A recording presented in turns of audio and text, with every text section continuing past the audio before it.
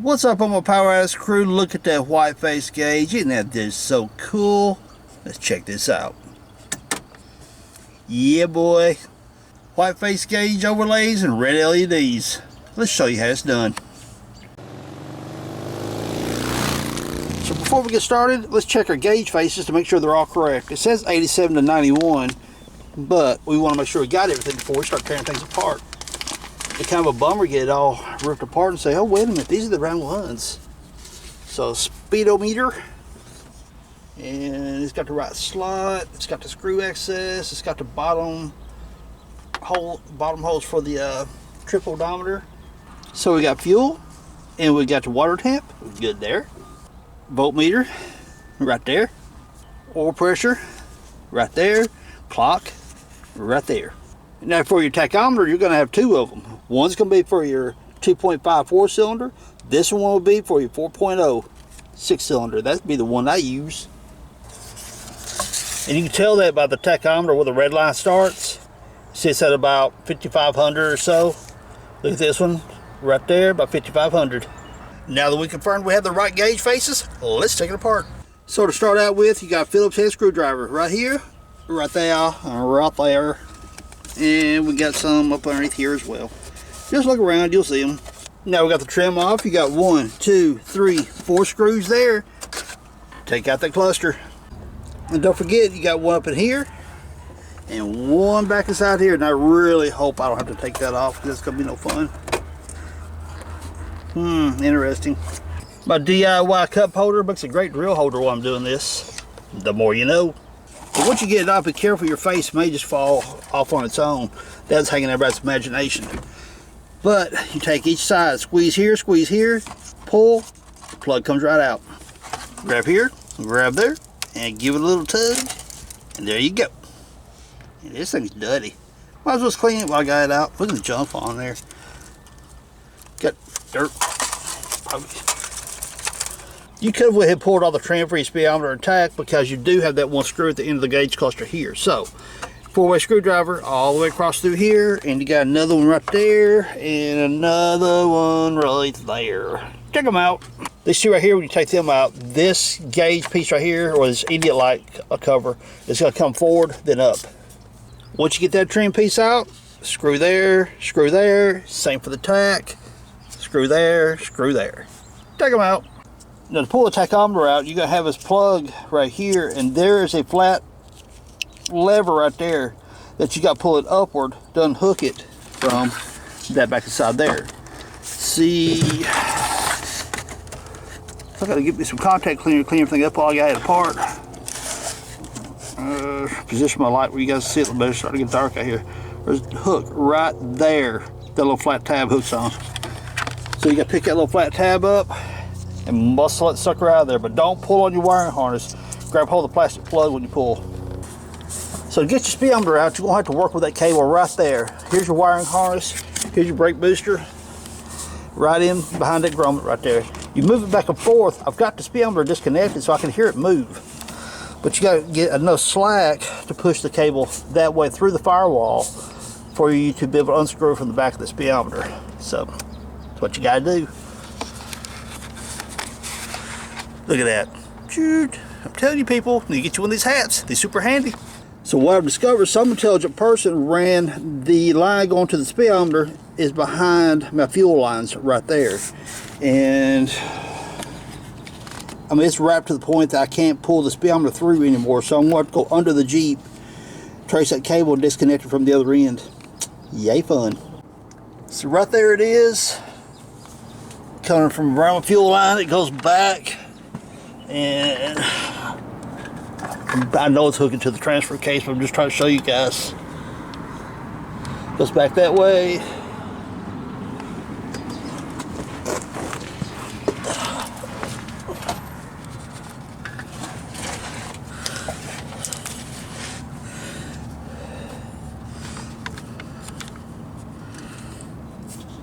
It hooks on right there.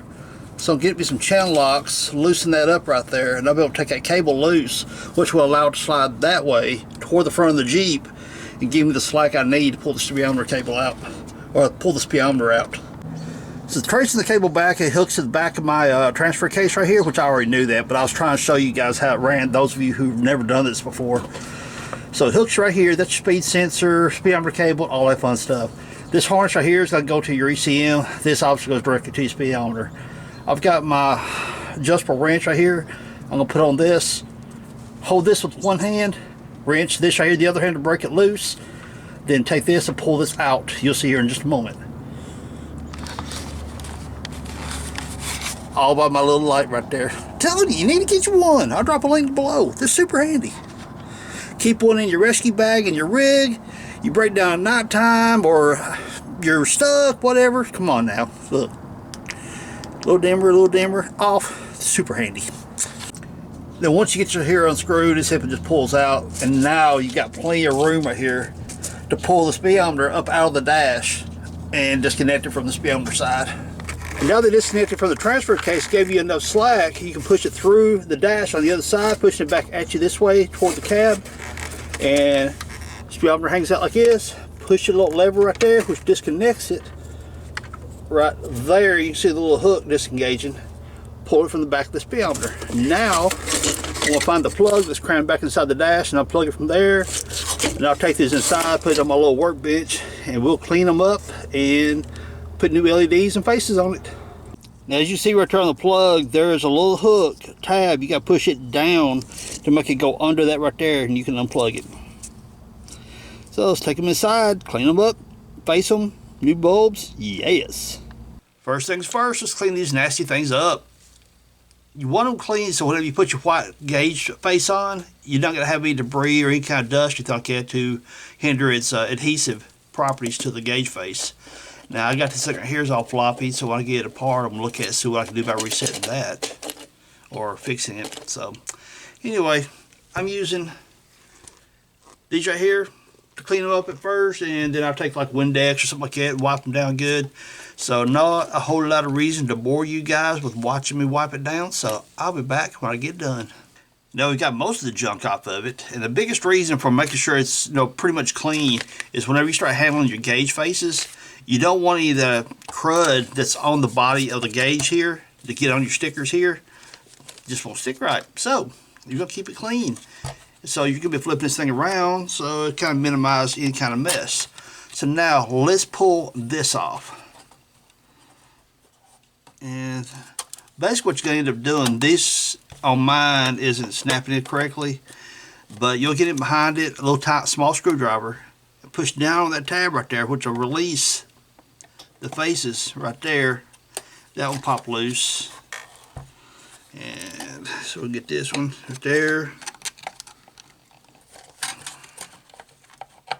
There we go. Then we pull that off. And we're going to clean that right there even more here in just a moment, because I've got something special for that. Then we pull this out. Ta-da! We'll wipe this down as well to make it good and clean. Now we got the gauge faces. And as you can see right there, it's got LEDs already in there. Several years back, I did the video how to convert these over to LEDs if you want just basic LED conversion. No white gauge faces or anything like that. So now that I want to put the white gauge faces in, I want to clean the faces of these right here real well to stick them in place. Alcohol and a lint-free rag, wipe the faces clean.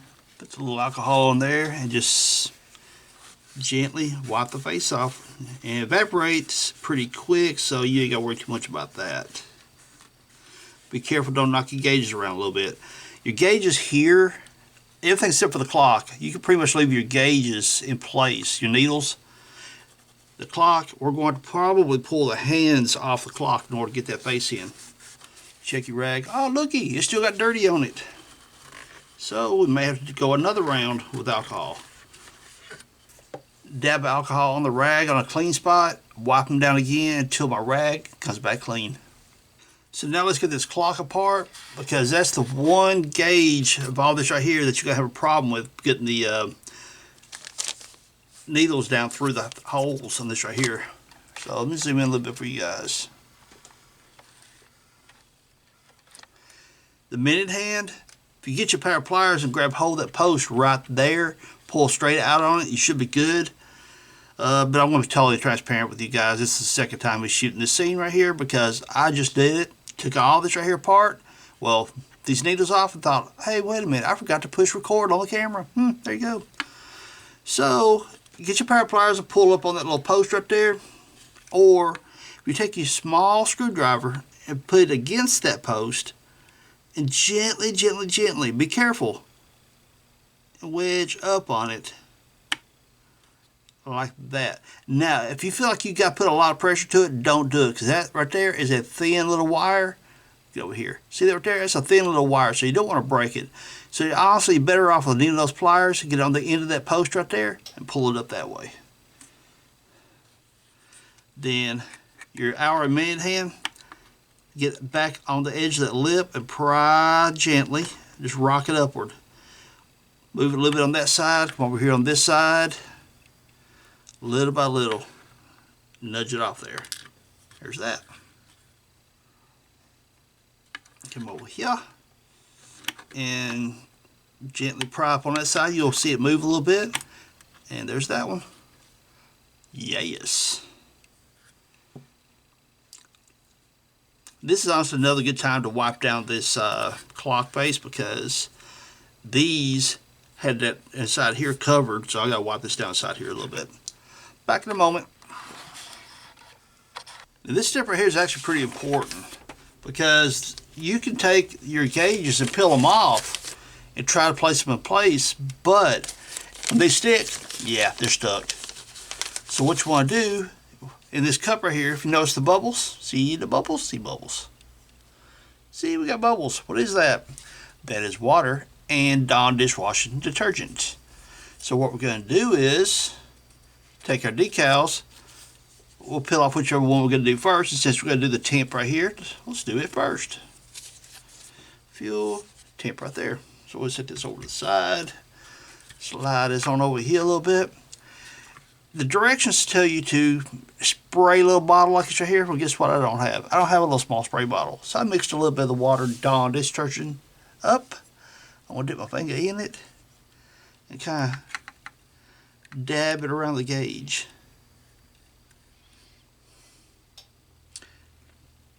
Basically the same scenario as doing window temp. Y'all has ever done your own window temp before. Be careful, don't bend your gauge needle. Now we're going to peel off our, I almost said label. Peel off our gauge face. And it is, don't bend it back like this right here because it'll want to crease. And there we go. Got the little holes. And what you want to do is take and bend your gauge face like this and work it around that needle. Hence the reason for needing the gauge face being wet, is that allows you to move the decal around the gauge and do what you need to do before it sticks. Here we go. Now we need to position it in place.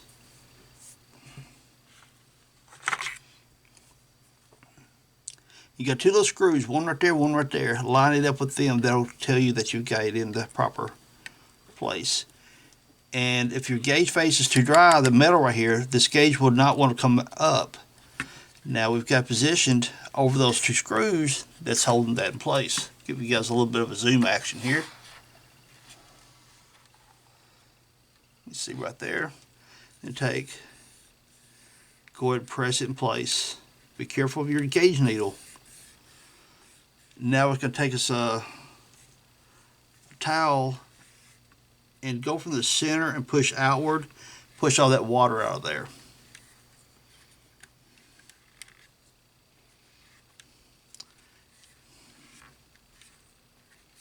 And we'll get over here, move the needle out of the way, then we'll push that side. And dry any excess pulling you've got out here, any kind of water.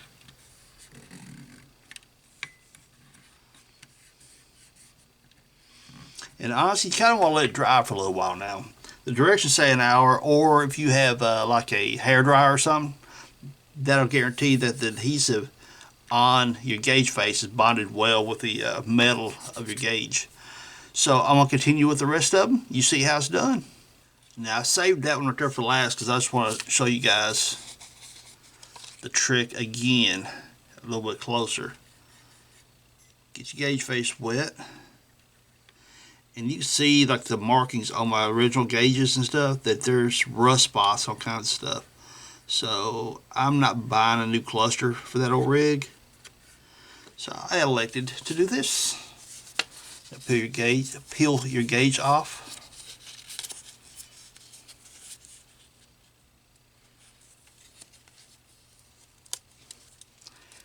Notice how I'm bending it. See, like that?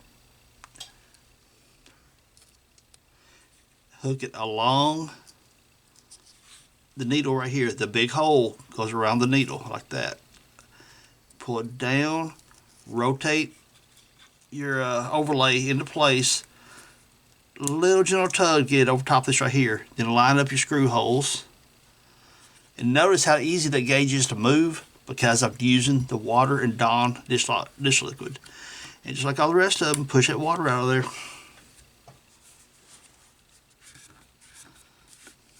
I'm going to wipe out a little bit more, but look at that.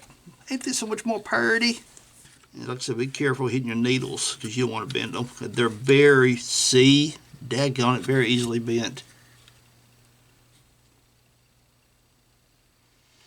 Don't break, don't break.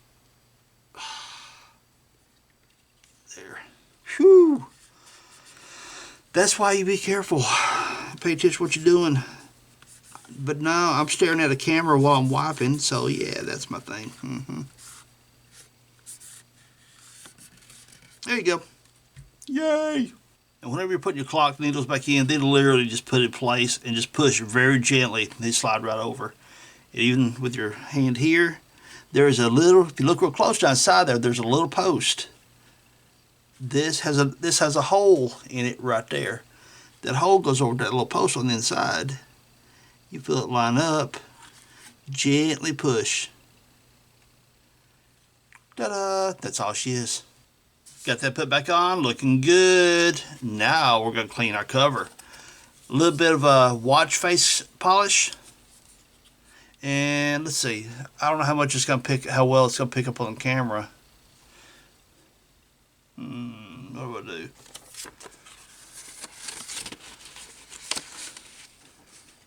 Kind of see.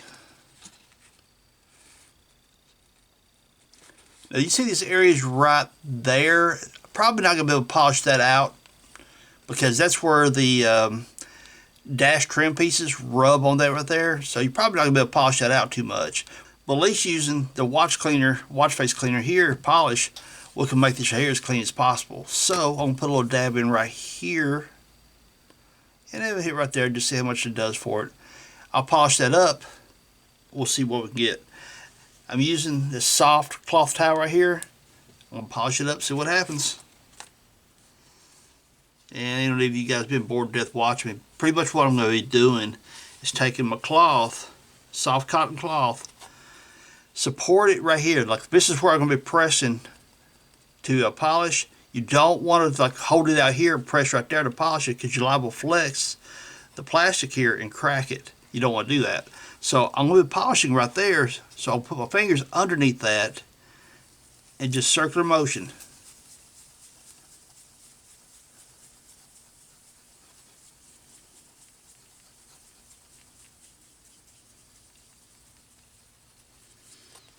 I'll come out a little wider since I got plenty of stuff on there. But make sure no matter where you're rubbing at, wherever you're doing your polishing, you got fingers underneath that. So you're pressing your fingers together effectively. That prevents you from cracking the lens. You notice as I change positions on the front, I'm moving my fingers. So I'm under it all the whole time, like I'm squeezing the glass.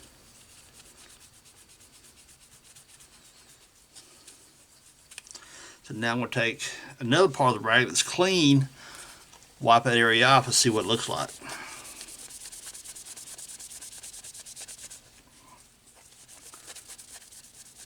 aside from my fingerprints underneath it, which we're going to polish both sides of it.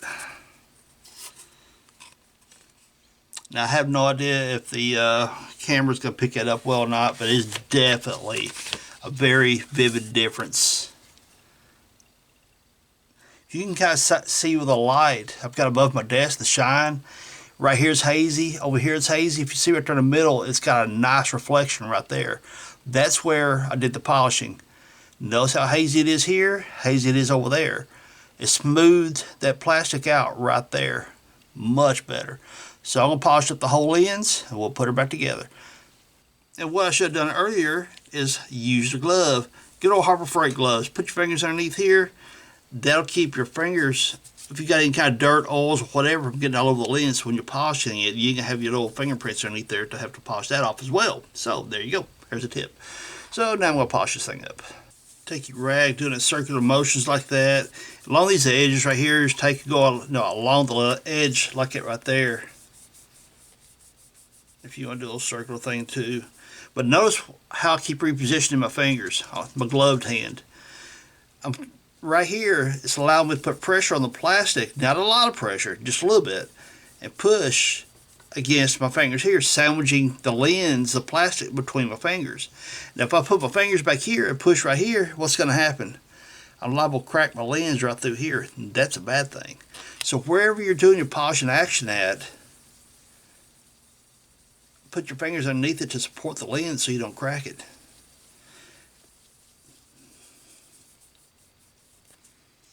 Come back a little further.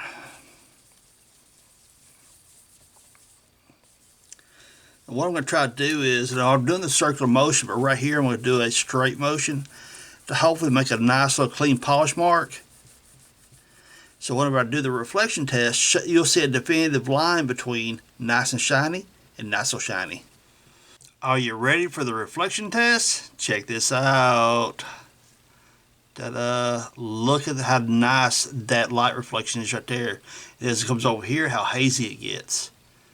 That's going to make your gauges and the LEDs, it's going to pop at night. It's going to be really, really nice. And notice right here, see that line? And coming over into here, that's where your trim on your dash, the outside part of your dash trim, is rubbing against your lens. Now if you feel all froggy, I guess you can polish it out if you want to. And they include this little bit right here, this little buffer pad that you can put on a Dremel tool. If you use this, be careful, because these things, if you put too much pressure, they'll generate a lot of heat and burn your lens. So when you put it on and you get your Dremel barely right on it, and you can polish that out some maybe, but odds are you're not going to get it all out. But even with that being said, even if you got that gung-ho persistence of wanting to polish that out, think about something. If it's there once, it's going to be there again. So you're going to go through all that trouble to polish out those bad places. And whenever you put it back together, your outside dash pieces is going to rub against that again and create those marks. And you can see, like, right there's one as well. Right there. Here. So that's just that outside dash piece rubbing against your lens. There's not much you're going to do about that. But you can see how much cleaner the lens is now, buffing out that haze here and here. So much better. So I'm going to polish out the rest of the lens. Now for the speedometer tack, we got a little bit of an issue. Right there where the face goes onto the can part of the speedometer and tack, this lip right here is actually wrapped over a lip right there. You look real close, you see the shiny line right there? That's where the black face rolls over onto that. So it's not like you're going to take out the screws right here and pull it out. That's not going to happen. What we got to do is take that lip right there and grind that lip off. Then this face right here come off. So outside to the belt sander, see if we can get that thing off there. So we know we run the lip right here on the belt sander and just took a screwdriver, wedged it in between. Well, look, like right there, you can see the line where it separates. So I found a place where I could get my screwdriver in there and just made a little push. It went in, then I turned. You see it separating. And just kind of go around and split it the rest of the way. Where'd my screwdriver go before I pinch my hand?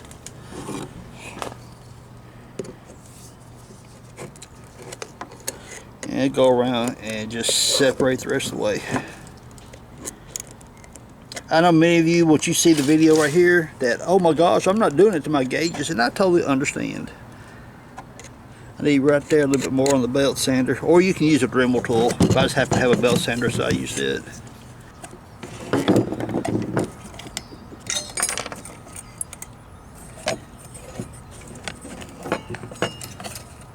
And there's all that coming out. Right there, I've got that little bit. Can I just flex it a little bit? Here we go. Now I need to take that ring right there, cut it off, just get it completely off, because it's not going to be used no more. So you can see the kind of shape my gauges were in to begin with. So yeah, you need something done for them. If you got really, really nice gauges or something, I probably wouldn't recommend doing this. If I had really, really nice gauges, I wouldn't do this. But we'll glue that rascal back together again, no problem. You'll also notice as you do this, you start smelling something burning. It's that gasket right there. Get that hot, rubbery, burning smell. Yep, it's stinky. This is your trip odometer reset, and apparently it's got parts missing. Probably dry rot and fell out the front of the speedometer face. I've got one speedometer come out of my 93. I'll look. See if those parts will swap. I'm not so sure that they will. If they will, great. If not, I really don't care. I mean, it's a trip odometer. I'm not worried about it. And I do the tack same way. Just find your line. I'm going to do it on the can side instead of the face side this time. You see right there where I kind of got the belt sander. Ain't nothing a Sharpie won't take care of. Come through, just walk around. Split it right off there.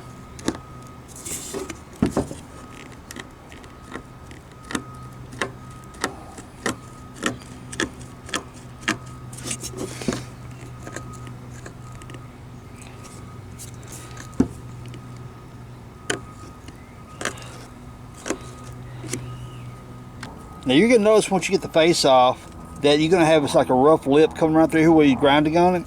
Totally normal, obviously.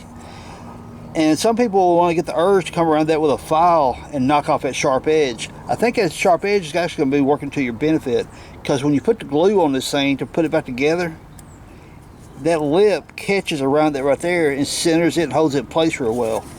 You can see? I mean, I can pull, obviously, but I think I'm going to leave that lip on there because it's going to help me hold it in place after I glue it. So, there you go. I've got the cluster out of my 93. I'm going to see if that odometer reset right there is going to work. I don't think it will, be honest with you, but hey, hard to check.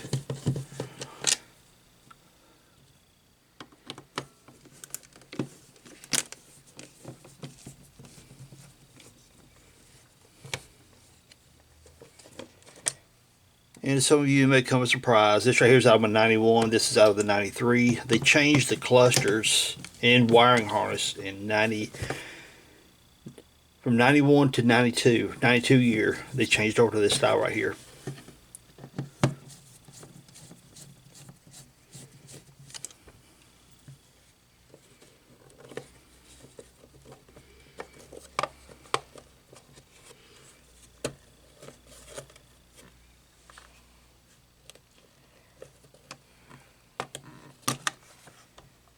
Yeah, totally different setup.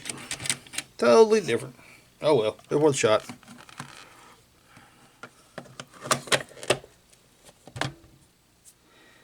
I ain't worried about no trip odometer anyway. Just finished polishing my lenses. Ooh, pretty. Much better. They were grimy. But anyway. Now that I've got these all polished up, this is for the speedometer. It's got the hole right there for your trip odometer reset. I'm just going to go to the hardware store, give me a plug, pop in there so I don't get any kind of like, if I get caught out in the rain or something, it'll keep the debris from getting into the inside of it. They're polished up. Let's put them together. So I'm going to take one of my tub of towels, cleaning wipes here, get all the grime from the inside. Then I'll come back with alcohol and we'll wipe it down a little bit better. Look at that, 239,000 miles. That's how much is on the body, honestly. The engine and transmission came out of a 95 XJ, so I'm not exactly sure how much was on it, because I bought the engine the guy had laying in his floor, and I had blown up an AX-15 that originally came out of my Jeep, and he had the engine, transmission, and nope, no transfer case. I used my transfer case.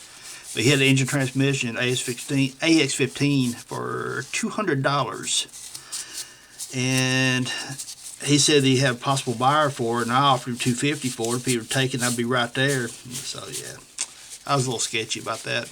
He took it. I mean, why wouldn't he? He got more money than he was asking.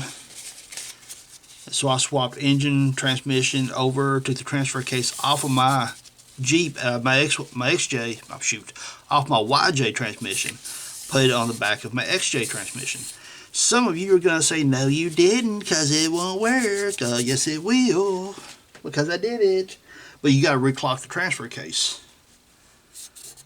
Reclock it meaning that, okay, if this is the tail shaft of the transmission right here, XJs, their transfer case clocks downward like this. YJs set up straight like this. So you got to drill holes in the back end of your transmission to bring the XJ transfer case up like this, flat like the YJs. Pretty easy mod to do. On my website, www.fixjeeps.com, I have the template and directions on how to do that. If you have a XJ AX-15, you need to put in your YJ.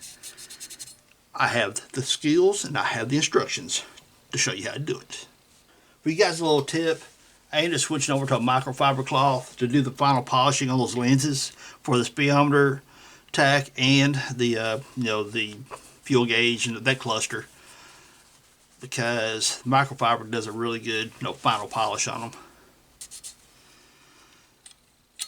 See, I could take a second part and fix it, but I really don't care that much. The triple odometer ain't resetting either.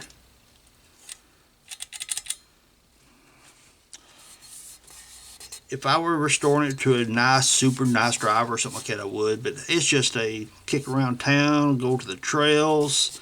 And I do drive it quite a bit. But it ain't a showpiece, so I'm not going to sway. I know a lot of you out there were like, hey, fix it, show me how to do it. Nah, ain't going to happen right now. So we got that all cleaned up. Now I need to go get my water and Dawn dishwashing detergent mix. Be right back. So this is just your average, coffee cup. Actually, not really. This is a Jeep coffee cup, so this is a super cool one. Dab your finger in. If you got a spray bottle, that's what the directions recommend. But guess what? I don't have. And I ain't gonna go buy one for this. And be careful around your needle. Whenever you put the water in this area right here, take your needle and push up like you have to put in that area. Don't come down and hit your needle and bend it, and push it around, because you don't want to damage anything. 87 through 91 Jeep Wrangler, which goes along with what I told you guys earlier about that 93 model cluster I had in my hand. Obviously this isn't going to work for that. It's a different sticker kit.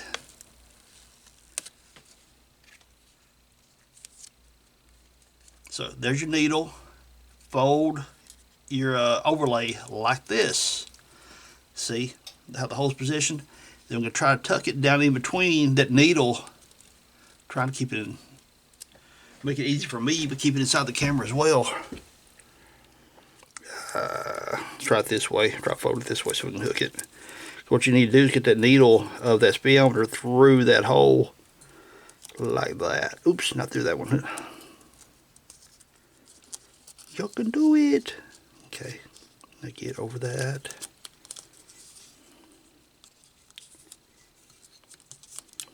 Tuck it under. Come around. Come on, you nut. There we go.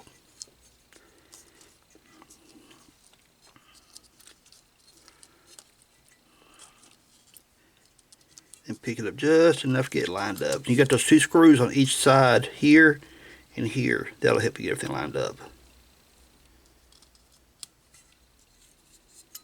I think we're good. And work from the center outward when you're mashing down your sticker. Move your needle up out of the way, come around, mash it center outward. And since I mashed in that water, I got a little bit of pooling water up in this here. So get that. Go ahead and do your tack the same way. This ring right here, On the speedometer it came off, on the tack it did, and I'm not going to force it coming off, so I want to work that decal down around that. Tell you what the heck, you go to watch me do it, see how we figure it out. Do my alcohol wipe.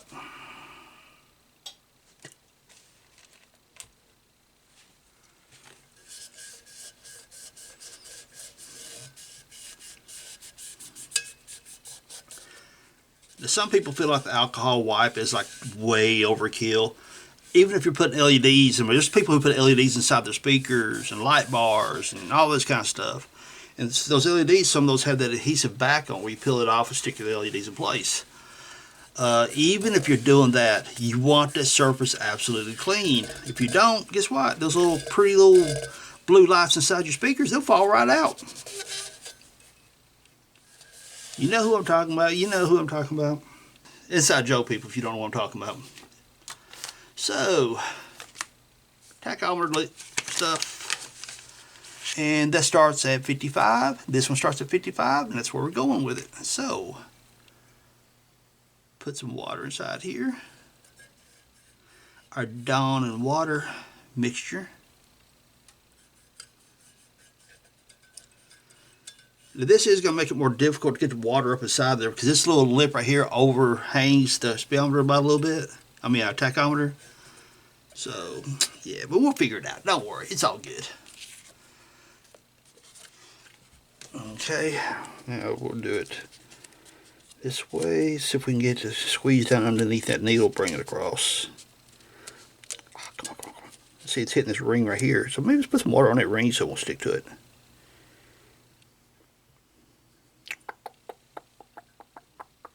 There we go. Try that again. Look at that. Oh, yeah.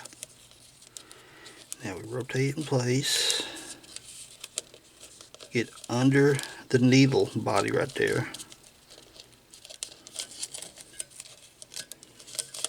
Right there. Rotate to line your screws up. It's on each side of the needle here. One there. There it is. Yeah. Oh, look at that. Woo-wee. And y'all know the drill. Push from center outward till you see the water pulling up down inside here. Then soak it all up and keep doing it until you get it all stuck down. I'll be back. So it's been a couple of days since I worked on my gauges. Why? Because I had to wait for that to come in. Looking at my gauge needles against this white gauge face, white needle, white face, I kind of got that thing, you know, it'll blend in a little bit. So I thought, give me a black Sharpie and I'll draw over it like that, make it kind of, you know, match my numbers here. Look kind of cool. But really wasn't keen on that because then I had to paint this to make it contrast a little bit. Then I thought maybe red needle look kind of cool against this white, but then having red LEDs, would it blend in? So what I ended up doing is getting a chrome paint pen, and I'm going to paint my needle bling bling chrome to make it a little contrast coming off my gauge face. And it's got the wide and fine, so I'm going to do the fine first, that way I get right here.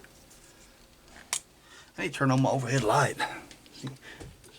Less shadows for you. There we go. Get a little paint flow going.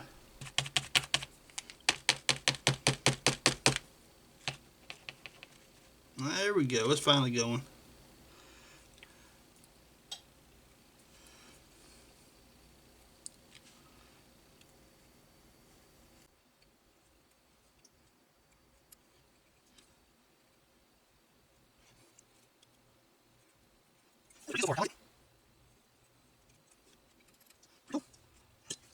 Check it out. Got a little bit of a bling going there. I think it's going to look kind of cool with that red LED reflecting off that chrome paint and leaving this black to go along with the gauge face numbers and stuff. So I think it's going to give you just enough contrast and not to be overbearing or anything.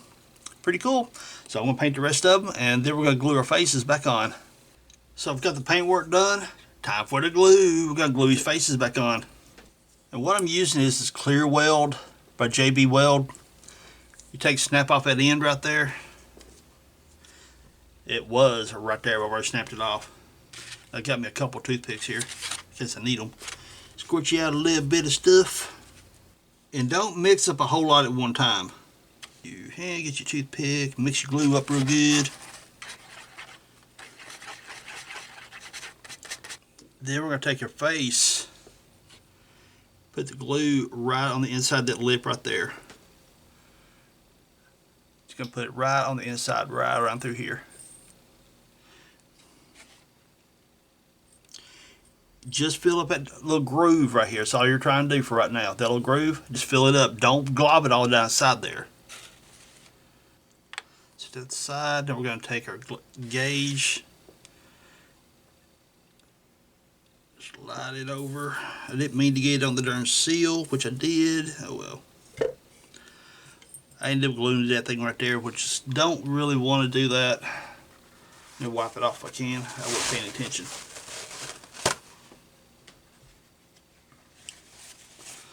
So really not after gluing that to the ring. Then you push and you watch the glue kind of ooze out around the edges right there. Now this glue is pretty tough stuff, so you don't have to get totally crazy with a whole big glob of it going on there. So anyway, you get the point. I'm going to go ahead and finish this one up, then do my speedometer, and I'll be back with you in a bit. Got this nut glued up. I turned it upside down on my desk. Got this little battery right here that I use to test all my electrical gadgets with. Set that on top of that to provide a little bit of weight to push that face down while the glue seals up. So now let's start installing LEDs. Using my little power supply station here that I made from an old computer power supply. Super handy because they have 12 volt and 5 volt on the rails here. I'm trying to look, maybe you guys see it a little bit better over in the corner. You see I've got it marked right here. You got 12 volt here and 5 volt here. Computer power supplies have that two different voltages. 12 volt, running LEDs or something like that, or the 5 volts you can test sensors with. So actually super handy to have one of these. I have the video where I made it. I'll tag it up so you guys can check it out. Now these are the LEDs that come out of this, and they are bad. Yes, some of you can say, well, they're polarity sensitive, and you're correct, they are. So we'll go like this. Didn't get nothing there. Go to the other side. Nope, nothing there. The LED's bad. We'll take one of the new LEDs, touch the lead right there, touch this one. Yes, we're good. And polarity sensitive, let's find out. Yes, they are. So the yellow wire here is actually going to my hot side of my power supply. So this side is going to be my hot side. Now I'm only testing these on the bench just because I've got it, I can do it. But if you were to install them in your vehicle, what you're going to do, to your Jeep in this case, you'll just plug them in here, and then once you plug it back into the harness of your Jeep, you turn your lights on. If it does not come on, you pull it out, turn it 180 degrees, plug them back in. Grab another one out of here.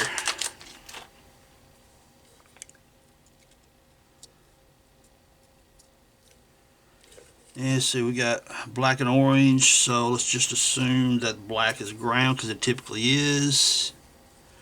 Right there, it's going to be that lead there.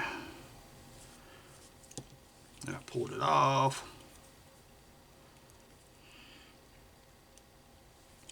And orange right here, we'll touch it here. And I got lucky, I plugged them both in and they both work. So let's do this. Let's turn this around. Plug that in. So what should happen, I turned the polarity around on this one. This one should work, this one should not, because they are polarity sensitive, so therefore I've got the polarity wrong on this one. And plug back in. My ground lead is here. And orange here. And you see that the top one from your view, that was lighting up, the other one isn't. So we'll take this one, pull it out, turn it 180 degrees, plug it back in, and my ground here.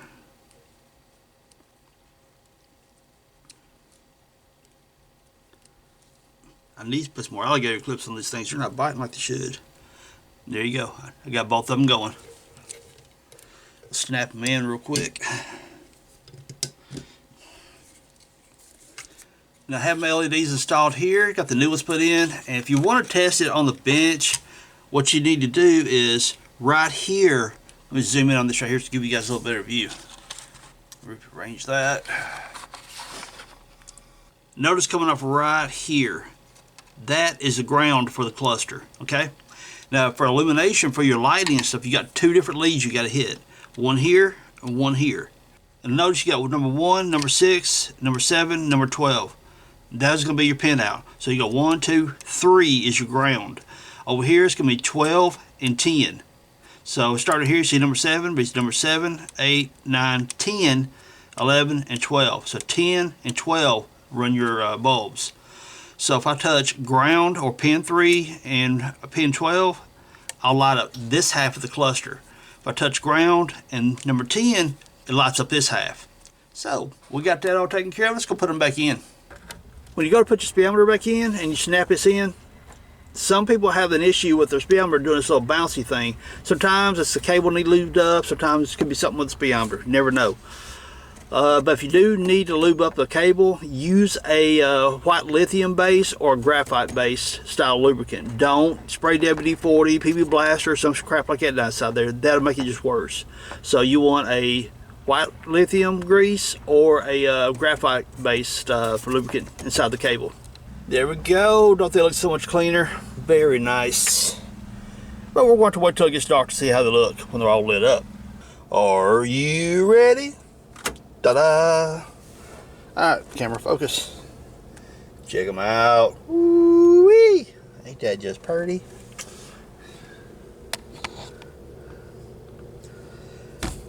Painting my needles, got that little chrome going on my needles so it stands out just a little bit but not being totally crazy.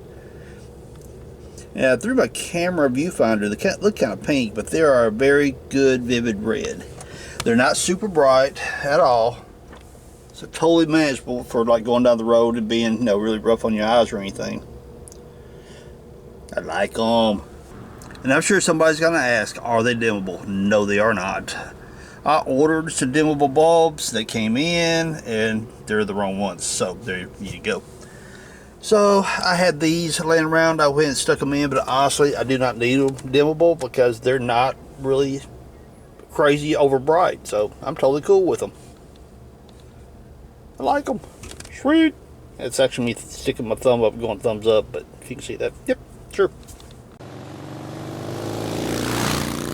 Now the bulbs I installed in this video are not dimmable. If dimmable is something you have to have, do the research out there, see if you can find some. For the YJ dash cluster, the bulb number is 194. So just do a Google search or a Amazon search or whatever for LED bulb number 194. And that was 10 of them to do all my dash cluster. Ooh, I'm so scared. But Pirate Crew, if you guys learned a little something from this video, hit that like and subscribe. It's starting to rain, it's dark, and I'm going in the house. Peace. Later, y'all. That didn't work, did it? Bye, if you can see me.